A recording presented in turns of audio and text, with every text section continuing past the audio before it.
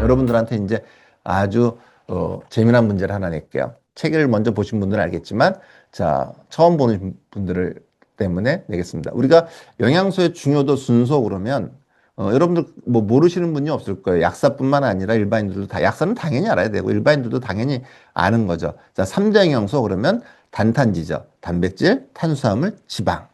5대 영양소 그러면 단탄지 플러스 비타민, 미네랄.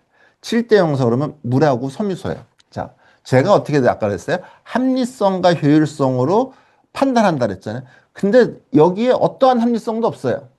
여기에 어떠한 효율성도 좀 보질 못했어요. 심지어는 어떤 기준으로 이걸 정했는지도 모르겠어요. 누가 정했는지도 모르겠어요. 저는 이걸 인정할 수 없죠. 왜?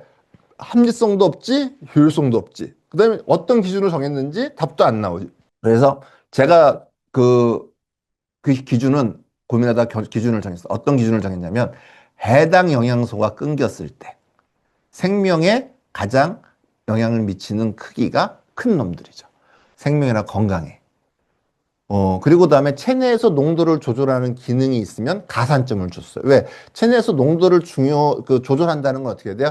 그 농도에 따라서 기능이 굉장히 중요하다는 거거든요. 왜? 농도를 조절하지 않는 그런 요소보다 농도를 조절하는 게 훨씬 더 중요한 거예요. 그랬더니 여러분들, 이 순서가 아까 7대 영소에도 없는 놈이 들어오기도 하고요. 순서가 막 많이 바뀌었죠. 자, 저는 1대 영양소를 산소로 칩니다. 산소. 왜냐하면 여러분들 생각해 보세요. 아까 제가 그랬잖아요. 그 영양소를 100% 끊었을 때 생명과 건강에 미치는 영향이 큰 순서대로 제가 정한다 그랬잖아요. 그럼 산소는요? 산소는 여러분들 5분만 산소가 끊어져도 어떻게 돼요? 생명이 위험해져요. 물론 아주 훈련받은 아주 유능한 스쿠버 다이버들은 5분도 버티겠지만 여러분들은 5분이면 이미 죽었어요. 저세상 나라에 갔습니다. 요단강 건너갔죠. 그 생명의 위협이 있어요. 그러니까 제 아는 약사님이 그러시더라고요. 산소는 먹는 게 아닌데 무슨 영양소에 속하냐 이런 얘기를 해요. 틀린 말은 아니에요. 근데 여러분들 그러면 칠소는요? 영양소 아닌가요? 산소도 영양소 아닌가요? 다른 어떤 물질 중에 공기로 들어가는 건 영양소 아닐까요? 저는 어떻게 돼? 제가 생각하는 영양소의 정의는 우리 몸에 좋은 영향을 주는 그런 물질을 전 영양소라고 그러죠. 그럼 산소만큼 중요한 게 어디 있어요? 자, 보세요. 생명을 가장 중요시 얘기할 때 CHO 이 가장 중요한 원소가 거기에 산소가 들어가고요. 그 다음에 산소가 없을 때 호흡을 하면 어떻게 돼요? 미토콘드리아가 작용을 안 하니까 포도당 갖고 두 개 ATP가 나와요. 근데 자, 산소가 충분하면 어떻게 유산소 호흡을 하죠? 그러면 자, 그 무산소 호흡으로 두 개 ATP. 그 다음에 유산소 호흡으로 34개 ATP. 총 36개 ATP가 나와요. 그러면 어떻게 돼요? 18배가 차는, 그 차이가 나는, 이렇게 효율의 차이가 나는 건 비타민도 미네랄도 그 어디에 없어요. 그러면 포도당 하나를 태웠는데 두 개밖에 안 나오는 것을 18배 나오게 만들었다면 이건 가장 중요한 영양소. 그렇기 때문에 5분만 끓여 생명에 지장이 있는 거예요. 그래서 1대 영양소는 뭐다? 산소다. 근데 그러면 자, 1대 영양소가 중요한 건 산소예요. 그럼 어떻게 돼요? 공기 중에 있는 산소가 중요한 게 아니고요. 우리 몸에 있는 산소가 중요하고 그 중에서 어떻게 돼요? 미토콘드리아까지 전달되는 산소가 중요하거든요. 그럴 때는 어떻게 돼요? 산소의 운반체가 필요해요. 그래서 헤모글로빈이 어떻게 보면 남자 같은 경우는 13.5에서 17.6 정도 되고요. 여자는 11.3에서 15. 여자가 조금 더 낮아요. 왜? 생리하기 때문에 그래. 계속적으로 1년 한 달에 한 번씩 하혈을 하니까.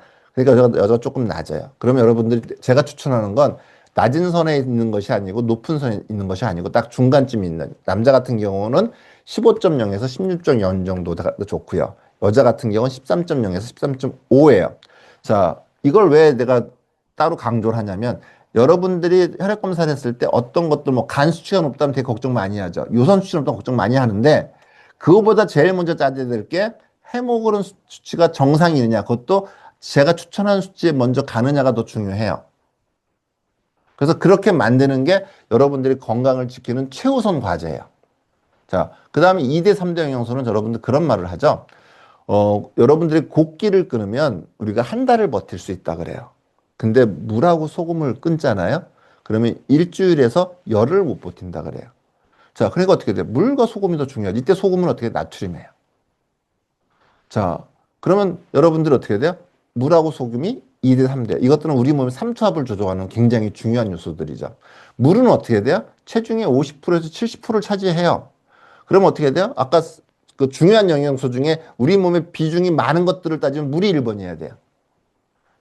그리고 근데 이게 제일 많음에도 불구하고 물이 1번이 안 되는 것도 저는 이해가 안 됐죠. 자, 두 번째는 뭐냐면 우리 몸에 일어나는 모든 생학 반응은 물에 녹아야지만 작용을 해요. 그래서 생화학 반응이 일어나는 모든 배경이 되는 거고요. 그래서 금식 시에는 음식보다 물 부족이 건강을 크게 악화시키죠. 자, 나트륨은 어떻게 돼? 세포액의 핵심이죠. 삼투압 조절하고 신경 흥분하는데 어떻게 돼? 자, 가장 중요한 이온이기도 하죠. 정상치는 134에서 142인데 최저값은 138이거든요. 138에 맞출수록 좋아요. 134니까 괜찮지, 정상은 괜찮지가 아니라 134만 돼도 어떻게 기운이 빠져요. 저기서 138에서 1만 빠져도 어떻게 돼? 기운이 빠져요. 그래서 어떻게 돼? 여러분들이 특히 이걸 언제 나타나느냐? 여름에요. 이제 여름 조금 여러분들 6월 달 되면 이제 땀이 나잖아요. 그 여름이 되면 어떻게, 난 여름을 타. 여름 되면 기운이 빠져. 여름 되면 밥맛이 없어. 물만 막혀. 이런 사람들이 다 나트륨 부족증이에요. 그래서 그 사람들이 어떻게 돼요? 하루만 아니면 3일만, 심하면 3일만 여러분들이 이온 음료를 물 대신 먹으면요. 피로가 풀려요. 어떤 비타민보다도 어떤 영양제 빨리 풀립니다. 제가 약국을 한참 할 때, 여름철에 약을, 지어가는 사람들한테 저는 어떻게 돼요? 중조죠. 타스나라고 하는 중조 분홍색 알약을 드렸어요. 하루에 하나씩 드세요. 30알을 드립니다. 한 달씩 드리니까. 그러면 사람들이 어떻게 돼요? 일주일 있다가 저한테 전화가 와요. 그 영양제 더 되게는 살 수 없어요? 근데 저는 9월 달 되면 더 이상 안 줘요. 왜? 그때부터는 필요가 없으니까. 그래서 여러분들이 어떻게 돼? 첫 번째 아까 말했던 빈혈을 잡는 게 첫 번째고 두 번째는 어떻게 돼? 여름에 기운이 빠지거나 밥맛이 없거나 아니면 소화가 안 되거나 입맛이 떨어지면 어떻게 돼? 나트륨 수치를 제가 이온 음료를 드시는 겁니다. 이게 여러분들한테 자 영양소의 순서가 바뀌니까 중요도가 바뀌고 내가 건강을 찾기 위해서 뭔가를 챙겨야 될 때 가장 순서가 이 순서가 되는 거예요. 자, 그다음에 칼륨하고 칼슘이거든요. 이것들은 뭐냐면 인체 내에서 신경 흥분을 조절하기도 중요해요. 근데 더 중요한 건 뭐냐면 인체 내에서 그 미네랄의 농도를 측정하는 게 조절하는 게 세 개가 있는데 아까 말했던 나트륨이 조절이 돼요. 뇌하고 신장에 있어요. 그다음에 칼슘이 있어요. 칼슘은 갑상선하고 부갑상선 조절이 돼요. 그다음에 칼륨이 있어요. 이거는 뭐냐면 신장에서 알도스테론에서 나트륨하고 상보적으로 작용을 하죠. 세 개밖에 없어요. 그러니까 이 두 개, 아까 나트륨, 칼륨, 칼슘인데 그러니까 나트륨은 2등으로 빠져갔으니까 이거는 4등, 5등에. 이거는 사람마다 생각이 좀 다를 수는 있어요. 근데 저는 그렇게 생각한다는 거죠. 자, 그러면 자, 조절할 필요가 없는 뭐 미네랄들 있죠. 근데 조절할 필요가 없는 비타민들이 있어요. 그것들은 왜 조절할 필요가 없을까요? 저는 그렇습니다. 진화 과정에서 우리가 섭취하는 양이 우리 몸에 필요한 만큼 섭취가 되거나 조금 부족해도 조금 많아도 인체 기능에 큰 영향을 미치지 않으니까 그렇게 조절할 필요가 없는 거라 생각을 해요. 물론 산소도 조절하는 기능이 없어요. 근데 그거는 너무 중요한데 5분 만에 주니까 적응이 되질 않아서 진화로 적응할 수가 없는 거예요. 자, 그 다음에 자, 5대 영양소까지 1대, 2대, 3대, 4대, 5대까지 여러분들이 예외적인 것들일 거예요. 자, 이번에 이제 6대, 7대, 8대입니다. 6대, 7대, 8대는 단백질, 탄수화물, 지방이에요. 이 단백질, 탄수화물, 지방 중에서 제일 중요한 사실은 영양소는 저는 탄수화물이에요. 왠지 알아요?